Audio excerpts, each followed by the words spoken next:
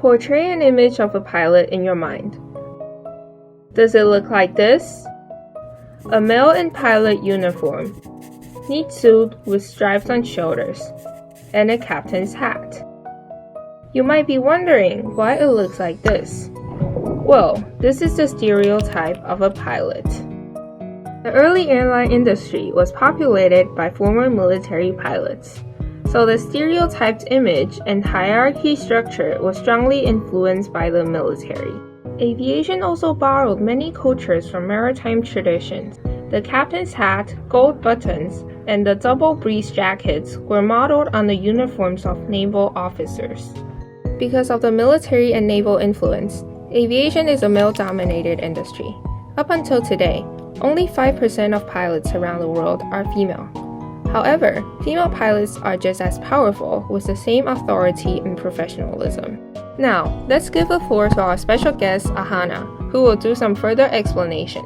Hi, I'm Ahana, and I'll lead you on a way of exploring the history and development of female pilots.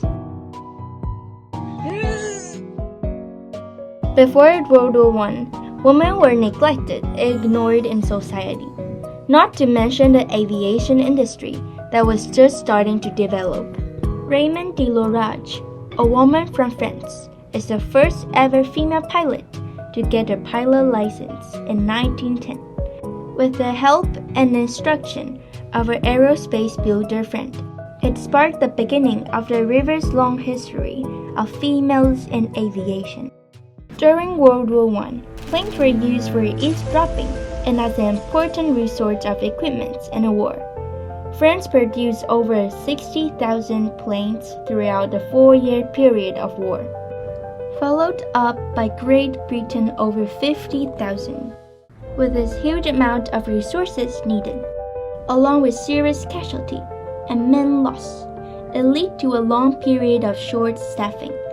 Women started to fill up working gaps for men, such as building planes in factories and working as test pilots. Post-World War I, people started to realize the importance of planes. Commercial aviation started to develop.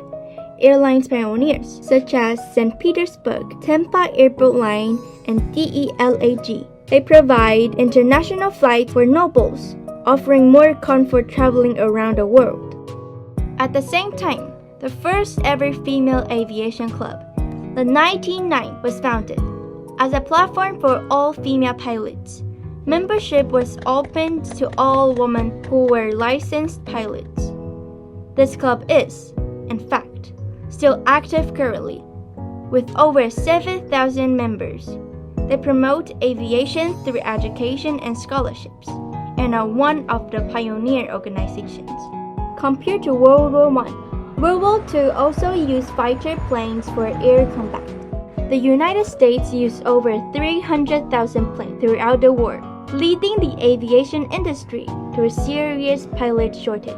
Women started to participate in war in order to fill out this gap.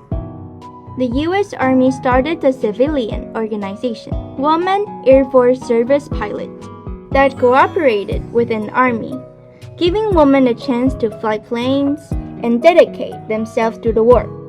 In the 1980s, the U.S. Air Force finally opened training programs to women and official openings for men and women to learn how to fly in equal status. Although society nowadays is promoting gender equality, the results were not remarkable. Until now, aviation is still a male-dominated industry. There's still a long way to go and room for improvement. Now, what do you think can be done to make the industry more equal and diverse?